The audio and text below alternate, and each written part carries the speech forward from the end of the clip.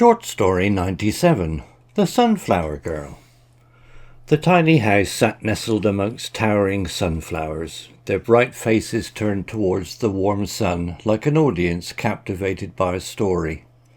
Maya, a girl with hair the colour of spun sunshine and eyes like deep wells of chocolate, tiptoed out onto the porch. In her hand she clutched a basket woven from reeds, its bottom already lined with crisp lettuce leaves. Every morning Maya ventured into the sunflower field, not to play hide-and-seek, but to harvest a special breakfast treat: sunflower seeds.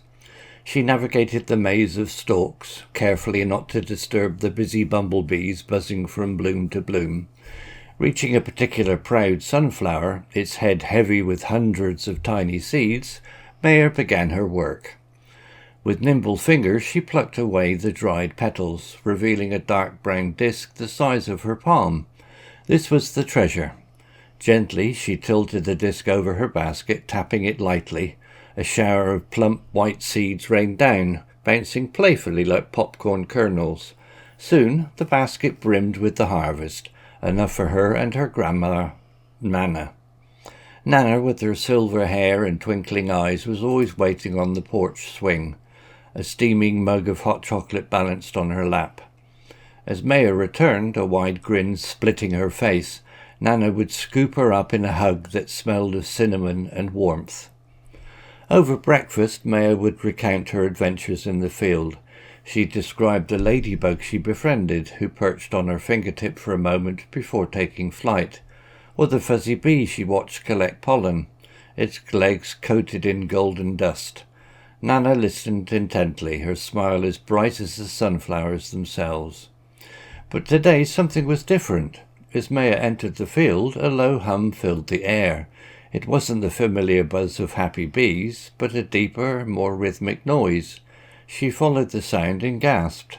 In the centre of the field, where the tallest sunflowers were stretched towards the sky, stood a strange metal contraption. It had long arms that whirred and spun, and a giant mouth that seemed to be eating the sunflowers. Panic surged through Maya. She had never seen anything like it. What if it ate all the sunflowers? What about her breakfast? More importantly, what about the bees and the ladybugs who called the field home? Taking a deep breath, Maya remembered Nana's words. Always be brave, little Maya. Even the smallest voice can make a big difference. Squaring her shoulders, Maya marched towards the machine. It towered over her, its metal skin hot and unfamiliar. But she stood her ground, her voice ringing out. "Stop! You can't eat the sunflowers!" The machine, of course, didn't answer, but to Maya's surprise, the whirring slowed and the giant mouth opened a little. A man with a tired face poked his head out. He looked down at Maya, his eyebrows furrowed in confusion. "What's this?" he muttered. "A talking sunflower seed?" Maya, emboldened, explained everything. She told him about her breakfast ritual, about the bees and the ladybugs, about how the sunflowers brought joy to everyone. The man listened patiently, his frown slowly turning into a smile. "You know what, little sunflower seed," he said. "You're right, these flowers are too special to eat." He climbed down from the machine and, with a few clicks and switches, shut it down.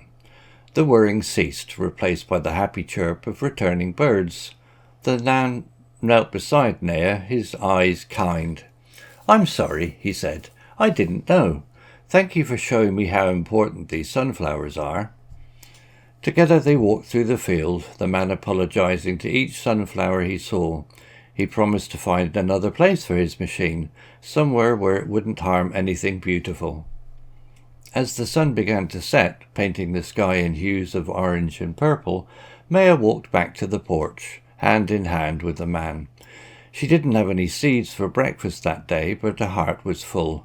She had saved the sunflowers, and with them the happiness of her little world.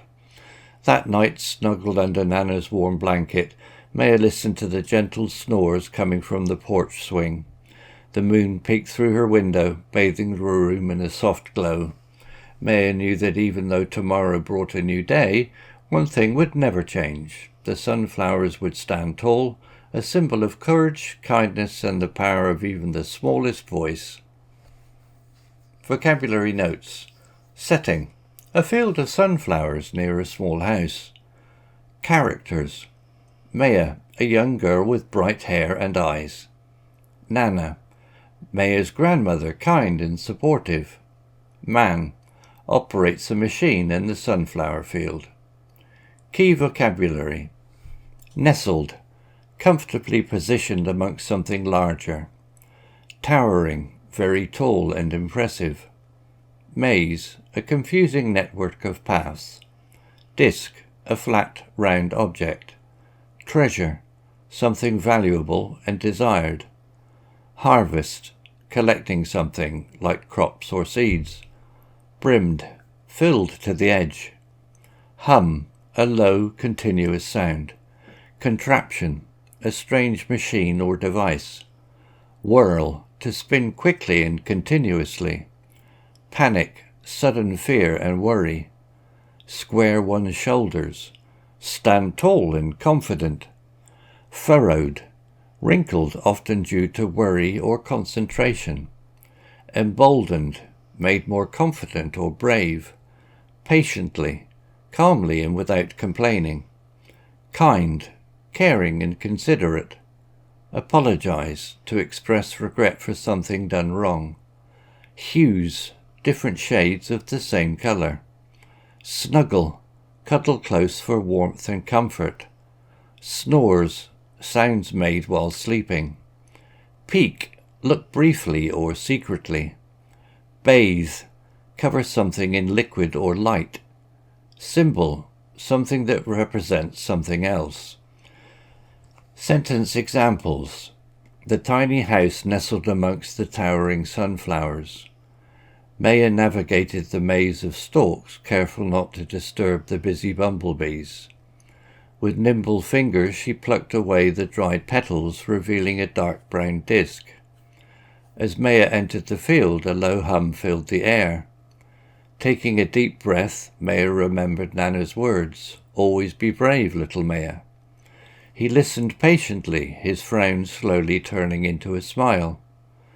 Together they walked through the field, the man apologizing to each sunflower he saw. As the sun began to set, painting the sky in hues of orange and purple, Maya walked back to the porch. That night, snuggled under Nana's warm blanket, Maya listened to the gentle snores coming from the porch swing. Story written by Google Bard AI. Image created by Adobe Firefly AI. Hello, this is Steve. If you enjoyed the story, please would you click on the like icon and take the time to leave a comment. If you want to know when the next story has been uploaded, please click on the notify bell icon to be notified. If you haven't already, please subscribe to my channel and tell your English learning friends so they can benefit too. Thank you.